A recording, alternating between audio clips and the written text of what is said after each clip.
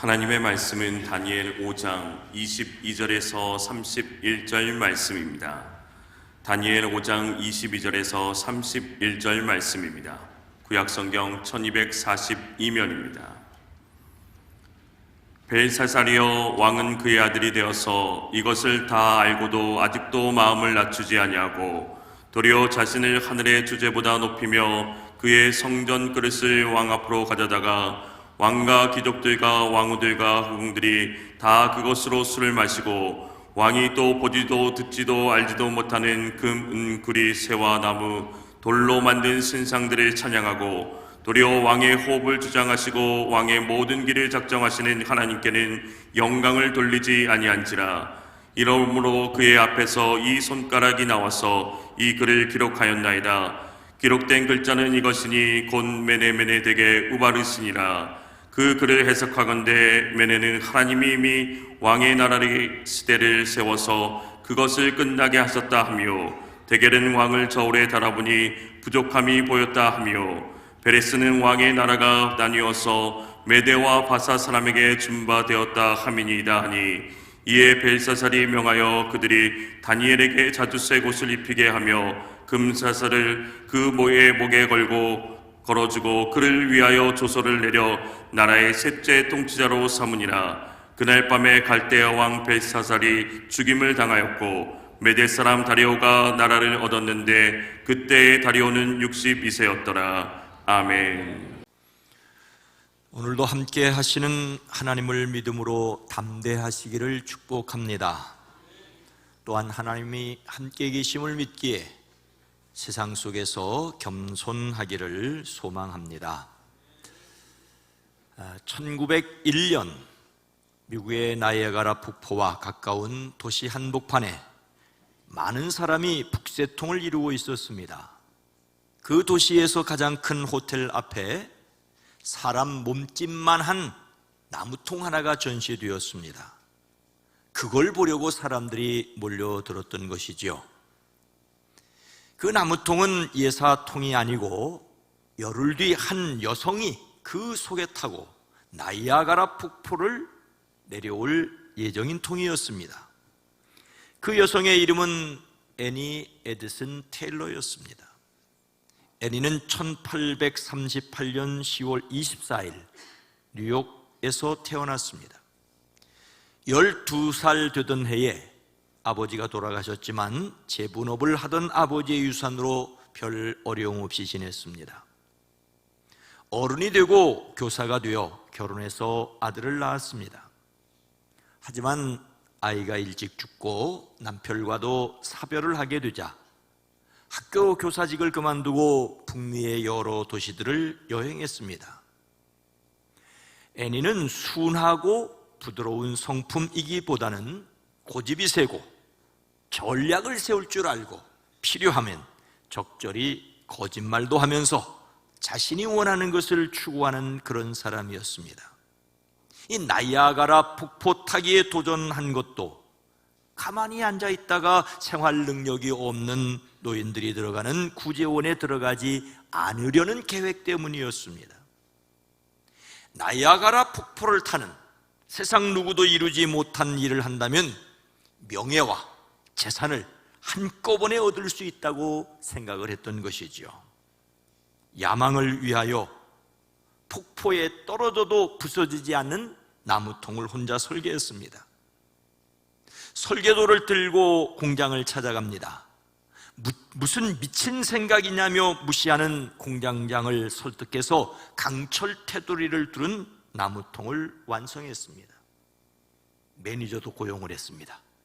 매니저는 어느 용감한 여자가 어마어마한 폭포를 정복하려 한다는 이야기를 알려주고 미리 그 지역의 기자들을 만나 취재를 요청하도록 준비를 시켰습니다. 철저히 준비하고 정말로 나무통 속에 들어갔고 많은 사람들의 시선을 받으며 17층 건물만큼 높은 절벽에서 떨어졌습니다. 어마어마한 폭포 타기에 도전을 했습니다. 그리고 멋지게 성공을 했습니다. 요란하게 우르렁거리며 쏟아지는 물기둥을 타고 절벽과 바위에 부딪히며 폭포를 타고 내려왔습니다. 약 20분 만에 무사히 구조가 되었습니다. 폭포 타기에 성공한 애니는 이제 많은 곳에 다니며 강연을 해서 돈을 벌겠다고 생각했지만 현실은 그렇지 않았습니다. 사람들은 애니가 젊은 여성이 아니라며 주목하지 않았고 오히려 나무통에만 관심을 보였습니다. 매니저가 혼자 돈을 차지하기 위해 나무통을 훔쳐 달아나기도 했습니다. 사립탐정을 고용해 어렵게 나무통을 되찾고 새로운 매니저를 구했지만 새 매니저도 사기를 치거나 나무통을 훔치거나 별반 다르지 않은 행동을 일삼았습니다. 애니는 폭포 타기에는 성공했지만 어떤 의미에서 실패한 것과 마찬가지였습니다. 자신이 가진 것을 활용해 돈과 명예를 얻으려는 노력을 포기하지 않았지만 결국 자신이 기력이 쇠약한 한 늙은 여성이라는 것만을 느끼게 되었습니다. 결국 폭포 앞에 작은 가판대를 세우고 거기에서 자기의 이야기를 담은 책자와 엽서를 팔며 살았습니다. 사람들이 다가와 묻습니다. 폭포의 여왕이 어디 계십니까? 자기가 바로 그 여왕이라고 설명해 주는 일을 쩔쩔매야 했다고 합니다. 사람들이 기대하는 여성 영웅 이미지와 자신이 다르게 보인다는 것을 설명하는 데 어려움을 겪었습니다. 늙어가는 모습 그대로 그렇게 세상 속에 살았고 세상을 관찰하며 세심하게 느끼며 살았습니다. 훗날 애니는 자신을 찾아온 기자에게 이렇게 말했습니다. 나는 그 일로 큰 돈을 벌지 못했고 좌절감을 느끼며 살아왔어요. 그렇지 않다고 말하고 싶지는 않아요. 나는 그 일을 한 사람이 바로 나다라고 말할 수 있는 것으로 만족해요. 또 누구에겐가 충고한다면 절대로 그런 미친 짓은 하지 말라고 할 것입니다. 엄청난 야망으로 시작한 일이지만 자신이 그 일을 한 사람이라고 설명해야 한다는데 쩔쩔매야 했다는데 마음이 짠합니다. 그러나 결국 구제원에 들어가지 않았다는 것으로, 남들에게 절대로 그런 무모한 짓을 하지 말라고 분명히 말할 수 있게 됐다는 것으로 만족해야 했습니다. 우리의 인생, 마음대로 되지 않는 일도 있습니다. 그래서 겸손을 배우는 저와 여러분 모두가 되기를 주의 이름으로 축복합니다.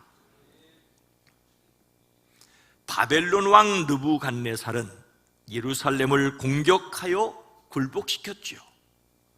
첫 번째로 포로로 잡혀간 사람들 가운데 다니엘이 있었습니다. 그는 바벨론 왕을 섬길 사람으로 교육받기 위해 바벨론식으로 이름을 바꿔야 했습니다. 그러나 뜻을 정하여 하나님의 사람으로 살았습니다. 비록 이름은 바뀌었으나 마음까지 바뀌지 않았습니다. 시간이 흘러 느부갓네살에서 벨사살로 왕이 바뀌었습니다. 벨사살, 그는 어떤 사람이었습니까? 오늘 말씀 22절과 23절 전반절입니다. 벨사살이요, 왕은 그의 아들이 되어서 이것을 다 알고도 아직도 마음을 낮추지 아니하고 도리어 자신을 하늘의 주제보다 높이며, 느부갓네살에 이어 왕이 된 벨사살은 귀한 손님 1000명을 불러 큰 잔치를 베풀고 더불어 술을 마셨습니다. 그는 자신의 힘을 과시하고 싶었습니다. 술을 마시면서 선왕 느부갓네살이 예루살렘 성전에서 빼앗아온 그릇들을 가져오라고 명령했습니다. 그곳에 모인 손님들과 술을 마시게 할 작정이었습니다. 선왕이 탈취하여 온 것으로 자신이 생색내고 싶었던 것이지요. 예루살렘에 있는 하나님의 집 성전에서 가져온 그릇들로 술을 마셨습니다. 이것은 하나님을 모독하는 것이었습니다. 더욱이 그들은 술을 마시고 나서 금과 은과 동과 철과 나무와 돌로 만든 신들을 찬양했습니다. 그들의 신이 예루살렘의 신을 이겼다고 생각했습니다. 바로 그때 갑자기 사람의 손이 나타나더니 촛대 앞에 있는 왕궁 석고벽 위에 글을 쓰기 시작했습니다. 왕은 그 손가락이 쓰는 글씨를 보고 있었습니다. 왕의 얼굴빛이 창백해지더니 공포에 사로잡혔습니다. 넓적다리의 힘을 잃고 무릎이 서로 부딪히며 떨었습니다. 왕은 큰 소리로 외쳤습니다. 주술가들과 점성술가들과 점성가들을 불러오게 했습니다. 누구든지 저 글자를 읽고 그 뜻을 풀이해 주는 사람은 이 나라의 세 번째 통치자로 삼겠다고 하였습니다. 하지만 왕궁 안에 있는 지혜자들이 모두 나왔으나 아무도 그 글자를 읽을 수 있는 사람도 없었습니다. 그러니 뜻을 풀이해 줄 사람은 없었습니다. 왕은 크게 낙심하여 얼굴빛이 변하였고 손님들도 당황하였습니다. 이런 소란의 소식을 듣고 왕의 어머니가 연회장으로 들어왔습니다. 왕의 어머니는 다니엘에 관하여 말하였습니다. 다니엘은 탁월한 정신과 지식을 가졌고 꿈을 해몽하는 데 총명하고 수수께끼를 풀고 어려운 문제도 해결한다고 하였습니다. 다니엘이 왕 앞으로 불려 나왔습니다. 다니엘에게 이 글자를 읽고 뜻을 풀이해 주면 자색 옷을 입히고 목에 금 목걸이를 걸어주고 그 나라의 세 번째 통치자로 삼아 주겠다고 하였습니다. 하지만 다니엘은 왕이 내릴 상급은 다른 이들에게 주라며 먼저 벨사살 왕의 선왕 느부갓네살에 대하여 말합니다. 하나님께서 느부갓네살에게 큰 권세와 영광과 위엄을 주셨는데 그래서 여러 민족들 앞에서 자기 마음대로 사람을 죽이기도 하고 살리기도 하고 사람을 높이기도 하고 낮추기도 하였었다고. 그러자 느부갓네살의 마음이 높아지고 생각이 거만하여 교만하게 행동하게 되다가 왕위에서 쫓겨나서 명예를 잃는 일을 당하지 않았느냐고. 느부갓네살은 가장 높으신 하나님이 인간을 다스린다는 사실을 겨우 깨닫게 되었다는 사실을 말합니다. 이어서 다니엘은 자기 앞에 있는 벨사살에 관하여 말합니다. 느부갓네살이 겪은 일을 알면서도 마음을 겸손하게 낮추지 않았다고 합니다. 하늘의 임금이시요 주님이신 분을 거역하였다고 합니다. 하나님의 성전에 있던 그릇들을 가져오게 해서 그것으로 술을 마시게 하였다는 것입니다. 즉 벨사살은 겸손하지 못하고 교만한 사람이었습니다. 여기서 두 가지를 볼 수 있습니다. 하나는 벨사살이 어떤 인간인가라고 하는 것입니다. 그는 느부갓네살이 겪은 일을 알면서도 겸손하지 못하고 교만하였습니다. 우리는 그렇게 하지 말아야 할 것을 배워야 합니다. 교만은 패망의 선봉이요 거만한 마음은 넘어짐의 앞잡인이라고 말씀하십니다. 이 말씀을 기억하기를 원합니다. 그리고 또 하나 다니엘의 담대함을 배워야 합니다. 다니엘은 주전 606년 대략 20세 정도의 나이로 포로 잡혀갔습니다. 벨사살 앞에서 글자를 해석할 때는 포로로 잡혀간 지 거의 70년이 다 되어가고 있었습니다. 그의 나이이 대략 88살이었습니다. 그래서인지 그는 죽음을 두려워하지 않고 왕 앞에서 담대하였습니다. 교만하지 말아야 합니다. 그러나 담대함까지 잃지 말아야 합니다. 하나님 앞에서 겸손할 뿐만 아니라 또한 사람 앞에서 용감한 사람들이 되어지기를 주의 이름으로 축원합니다. 하나님께서 사람에게 겸손을 요구하시는 이유가 뭘까요? 다니엘을 통하여 무엇을 말씀하십니까? 26절 말씀입니다.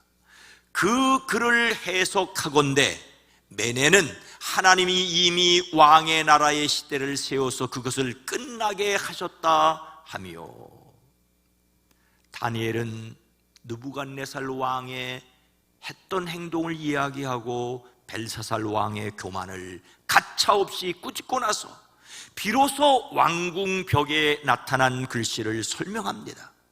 기록된 글자를 메네 데겔 우바르신이라고 읽었습니다. 그리고 그 글자를 해석하며 메네라고 하는 말은 계산하다는 뜻으로 하나님께서 벨사살의 시대를 계산하여 끝냈다는 뜻이라고 설명합니다. 더욱이 메네라고 같은 말을 반복한 것은 확실히 계산이 끝났다는 것입니다. 하나님께서 벨사살의 왕국을 헤아리셨습니다. 하나님께서 정확하게 판단해 보셨습니다. 더 이상 다시 세고 헤아려 볼 필요가 없을 정도입니다. 계산 끝. 그런데 무엇으로 계산하셨다는 말입니까? 다음 말인 데겔은 물건을 달아 무게를 재는 저울 또는 저울을 사용하는 것을 가리킵니다. 하나님께서 벨사살을 저울에 달아보셨는데 무게가 부족함이 드러났다고 하십니다. 자신을 바벨론 왕국의 통치자로 대단하게 여기고 기고만장하여 성전 그릇으로 술을 마시는 벨사살이었습니다. 그러나 하나님이 달아보시니 보잘것없는, 하나님의 기준에 턱없이 부족한 사람이라고 하십니다. 즉 계산 끝 함량 미달이었습니다.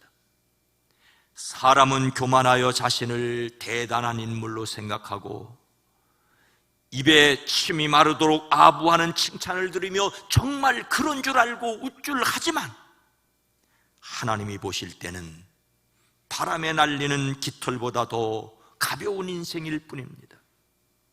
그리고 마지막 말은 우바르신, 여기서 우는 그리고라는 말이고 바르신은 쪼갠다, 나눈다는 말입니다. 계산 끝 함량 미달, 그래서 나누시겠다고 말씀하십니다. 벨사살의 왕국을 둘로 나누어 메대와 바사 사람에게 넘긴다는 뜻입니다. 그날 밤으로 벨사살은 사살을 당하고 다리오에게 왕권이 넘어갑니다. 이것은 하나님이 통치자이심을 보여주십니다. 거의 20년 전쯤 제가 요 아래 동네에 살 때 성탄절이 다가오는 12월 어느 날 수원 화성 안에서 남문인 팔달문을 바라보며 걷고 있었습니다. 그때 보았던 팔달문의 처마 자락과 단청이 지금도 선명합니다. 팔달문 누각 지붕이 아름다웠고 그 위에 어처구니들이 검은 형체로 드러내고 있었습니다. 그때 눈송이들이 점점이 흩날리기 시작합니다. 순간 제 마음속에 엄청나게 큰 톱니바퀴들이 보였습니다. 톱니바퀴와 톱니바퀴 사이에 흩날리는 눈송이보다 더 작은 모래 한 알이 놓였습니다. 톱니바퀴가 조금만 돌아가면 그 모래는 흔적도 없이 으스러질 수밖에 없었습니다. 그런데 그 모래 한 알이 바로 저였습니다. 그 순간 저는 저라는 존재가 얼마나 작고 보잘것없는가를 깨달았습니다. 사실 팔달문, 어처구니, 톱니바퀴, 작은 모래 한 알, 그것은 서로 전혀 연관성이 없습니다. 왜 그곳이 이었는지는 전혀 중요하지 않습니다. 팔달문이 아니라도 상관이 없습니다. 다만 한 가지, 바로 저 자신이 한없이 가볍고 무가치하다는 것만을 깨달았습니다. 우리가 하나님께 사랑받는 사람이 되었다는 것은 분명합니다. 하지만 사랑받을 자격이 있어서 사랑받는 것은 아니지 않습니까? 그런데도 자신이 제법 잘난 줄 알고 뻐기고 자랑하고 심지어 다른 사람을 무시하기까지 합니다. 더 한심한 것은 자신이 무능하다는 것을 깨달았다고 하면서도 별반 달라지지 않았다는 것입니다. 거의 모든 사람이 별것 아닌 것을 내세우고 자랑하려고 합니다. 자랑할 것이 없으면 남을 깎아내리서라도 자신이 높아지려고 합니다. 하나님께서 하나님의 저울로 달아보아 셈하신다는 것을 깨닫지 못합니다. 그런데 우리에게 은혜로 주신 것은 하나님이 우리 인생의 섭리자이시다, 우주 만물을 다스린다는 사실을 깨달아 알게 하시는 것입니다. 우리를 겸손하게 하심으로 하나님이 다스리심을 알게 하십니다. 하나님이 통치하심을 겸손하게 인정하는 사람들이 되어지기를 주의 이름으로 축원합니다. 하나님은 교만한 사람을 낮추시어 하나님이 통치하심을 알게 하십니다. 그래서 우리가 해야 할 것은 무엇이겠습니까? 23절 후반절입니다. 왕이 또 보지도 듣지도 알지 못하는 금, 은, 구리, 쇠와 나무, 돌로 만든 신상들을 찬양하고 도리어 왕의 호흡을 추적하시고 왕의 모든 길을 작정하시는 하나님께는 영광을 돌리지 아니한지라. 다니엘은 벨사살이 어리석다는 사실을 두 가지로 정리했습니다. 하나는 보거나 듣거나 알지도 못하는 금과 은과 동과 쇠와 나무와 돌로 만든 신들을 찬양하였다는 것입니다. 여기서 찬양한다는 말은 숭배하다, 아첨하다, 예비한다는 말입니다. 즉 벨사살은 우상을 숭배하였습니다. 그리고 또 하나, 왕의 호흡과 모든 길을 주장하시는 하나님께는 영광을 돌리지 않았다는 것입니다. 영광을 돌린다는 말은 하나님을 영화롭게 하고 하나님께 영광을 돌리는 삶을 사는 것을 가리킵니다. 그런데 그는 그렇게 하지 않았습니다. 그는 우상을 숭배하고 하나님을 예배하지 않았습니다. 우리는 벨사살이 한 그것과 정반대이어야 합니다. 하나님을 예배하고 우상을 숭배하지 말아야 합니다. 우리가 해야 할 일이 바로 하나님을 찬양하는 것입니다. 오늘 저는 에베소서 1장 말씀을 통하여 하나님을 찬송하는 것이 얼마나 중요한지를 간단하게 생각하려고 합니다. 에베소 1장 3절 말씀입니다. 함께 읽습니다. 찬송하리로다 하나님 곧 우리 주 예수 그리스도의 아버지께서 그리스도 안에서 하늘에 속한 모든 신령한 복을 우리에게 주시되. 하나님께서는 로마 감옥에 있는 사도 바울을 통하여 에베소 교회에 말씀하게 하셨습니다. 바울은 편지를 시작하고 인사를 끝내자마자 찬송하리로다, 찬송하리로다 라고 말하였습니다. 찬송한다는 말은 찬송받을 만한 것을 가리킵니다. 바로 하나님 아버지께서 찬송받으실 분이시라는 고백입니다. 여기에서 바울이 이토록 감격에 사무쳐 하나님을 찬양하는 이유가 무엇입니까? 하나님께서 그 아들 예수 그리스도를 통하여 우리에게 하늘에 속한 모든 신령한 복을 주셨기 때문입니다. 하나님께서 사람에게 주신 가장 신령한 복 중에 으뜸은 하나님의 자녀가 되게 하신 것입니다. 그러니 찬양하지 않을 수 없습니다. 하나님 아버지께서는 우리를 그리스도 예수님과 영원한 하나님 나라에 살 수 있도록 선택하여 주시고 부르시고 세우셨습니다. 하나님 앞에서 거룩하고 흠이 없는 사람으로 인정하십니다. 흠이 너무 많아 하나님 앞에 설 수 없기에 예수께서 십자가에 달려 돌아가심으로 그 피로 우리를 씻어주셨습니다. 그렇게 우리를 하나님의 자녀가 되게 하셨습니다. 그러니 찬양하지 않을 수가 있겠습니까? 바울은 로마에서 비록 자유로운 몸이 아니었지만 예수님을 믿음으로 하나님의 자녀가 되었고 이런 소식을 전하는 사람으로 감옥에 비록 갇혀 있었지만 기뻐했고 이런 소식을 전하는 일에 하나님을 찬양했습니다. 같은 은혜를 받은 그리스도인들과 이 사실을 이야기한다는 것만으로도 가슴이 벅찼습니다. 이것이 그의 찬송할 이유였습니다. 계속되는 말씀에 찬송이라는 말이 연이어 나옵니다. 6절 말씀 함께 읽습니다.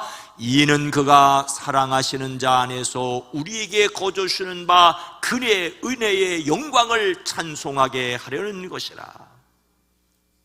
하나님 아버지의 사랑하는 독생자를 통하여 우리에게 주신 영광스러운 은총에 대하여 찬양할 수밖에 없다는 고백이죠. 우리가 찬양할 분은 우리를 자녀 삼아주신 하나님 아버지십니다. 다만 그리스도 예수 안에서 값 없이 거저 베푸시는 은혜입니다. 그러니 더욱 찬양하지 않을 수 없습니다. 12절에서도 마찬가지입니다. 함께 읽습니다. 이는 우리가 그리스도 안에서 전부터 바라던 그의 영광의 찬송이 되게 하려 하심이라. 하나님이 우리를 자녀 삼으신 것은 우리로 하나님의 영광을 찬송하는 사람이 되게 하시려는 것입니다. 예수님을 믿고 예수님께 소망을 두고 사는 사람은 하나님을 찬송하는 것이 삶의 목적이어야 합니다. 우리는 자신의 삶이 하나님을 찬송하는 것이어야 한다는 것을 결코 잊지 말아야 합니다. 계속해서 14절 말씀입니다. 함께 읽습니다. 이는 우리 기업의 보증이 되사 그 얻으신 것을 속량하시고 그의 영광을 찬송하게 하려 하심이라. 아멘. 예수님을 그리스도로 믿는 사람들은 하나님의 자녀입니다.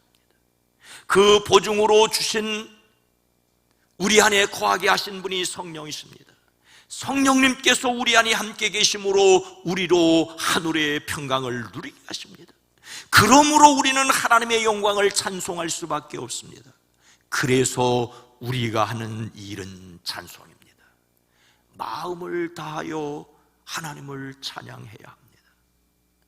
2024년을 시작하며 첫 시간에 말씀에 관한 내용을 나누었습니다. 예레미야 애가 본문을 통하여 결심을 매일 새롭게 하도록 예수님을 담는 성품 큐티를 제안하였습니다. 우리는 하나님의 말씀인 성경을 듣고 읽고 암송하고 연구하고 묵상해야 합니다. 우리는 한 책의 사람이고자 했던 존 웨슬레를 본삼아야 합니다. 둘째 시간에 역시 예레미야 애가 본문을 통하여 기도해야 할 것을 말씀드렸습니다. 기도하는 집을 장사하는 집으로 만들었기에 예루살렘 성전이라도 파괴되었다는 말씀을 나누었습니다. 예수님은 그 성전을 기도하는 집이라고 자리매김하셨습니다. 우리는 간절한 기도를 회복해야 합니다. 기도하지 않고 말씀만 읽으면, 말씀을 읽지 않고 기도만 한다면 균형이 깨진 신앙이게 됩니다. 말씀과 기도의 사람이 되기를 결심하시기를 주의 이름으로 축복합니다. 세 번째 시간에는 다니엘 본문을 통하여 비록 이름이 바뀌어도 마음의 뜻을 정하고 하나님의 백성으로 살아갈 것을 나눴습니다. 우리는 말씀과 기도의 사람이 되고자 하는데 뜻을 정해야 합니다. 그리고 또 하나 찬송의 사람이 되고자 하는데 뜻을 정하여야 합니다. 힘써 하나님을 찬송하지 않으면 마음에 잡초가 돋습니다. 찬송은 말씀과 기도 생활을 위하여 꼭 필요합니다. 찬송 내용은 곧 하나님의 말씀인 성경으로 채워져 있기 때문입니다. 찬송을 부름으로써 곡조 있는 기도를 드릴 수가 있습니다. 우리 입에서 성경 말씀을 읊조리듯이 찬송을 흥얼거릴 수 있어야 합니다. 그것이 곧 말씀이고 그것이 곧 기도이기 때문입니다. 기도할 수 없다면 찬송을 부르십시오. 찬송을 부를 수 없다면 말씀을 읽으십시오. 말씀을 읽을 수 없다면 또 기도를 드리십시오. 기도를 드릴 수 없다면 찬송을 부르십시오. 온 세상의 통치자이신 하나님께 겸손히 들어야 할 것은 찬송입니다. 2024년은 쉬지 말고 찬송하는 한 해가 되어지기를 주의 이름으로 축복합니다. 사랑하는 성도 여러분, 앞에서 제가 얼마나 가벼운 존재인지를 깨달은 것을 말씀을 드렸습니다. 커다란 톱니바퀴 사이에 놓여 간단하게 으스러질 수 있는 모래 하늘보다도 더 보잘것없는 존재입니다. 그러나 저는 하나님의 사람으로 절대 가볍지 않은 존재임도 또한 믿습니다. 바로 그런 저를 하나님께서 사랑하여 주셨고 예수님의 십자가를 통하여 하나님을 찬송할 수 있게 하셨기 때문입니다. 하나님을 알지 못하는 사람들조차 인간이란 모질고 질긴 존재라고 합니다. 인간은 모두 영원에 잇대어 있기 때문입니다. 중요한 것은 예수님 안에서 영벌이 아니라 영생에 잇대어 있다는 사실입니다. 그러니 우리가 얼마나 존귀합니까? 이렇게 만들어주신 하나님께 어찌 찬양하지 않을 수 있겠습니까? 하나님의 높고 위대하심을 깨달아 그 하나님께 찬송을 하며 하나님의 힘과 위로와 능력을 얻는 사람들이 되어지기를 주의 이름으로 축원합니다. 축원합니다. 거룩하신 하나님, 우리의 신앙이 말씀과 기도로 우뚝 설 뿐만 아니라 그 말씀을 담은 찬송을 부르는 사람들, 기도 드릴 때 곡조를 넣어 찬송하는 사람들 되어지게 하옵소서. 우리의 삶의 순간순간마다 하나님 거기 함께 계셔서 우리를 이끌어 가실 때, 높이실 때 겸손할 줄 알고 낮추실 때 하나님께서 높이실 것을 기대하며 살아가게 하옵소서. 예수님의 이름으로 간절히 기도드리옵나이다. 아멘.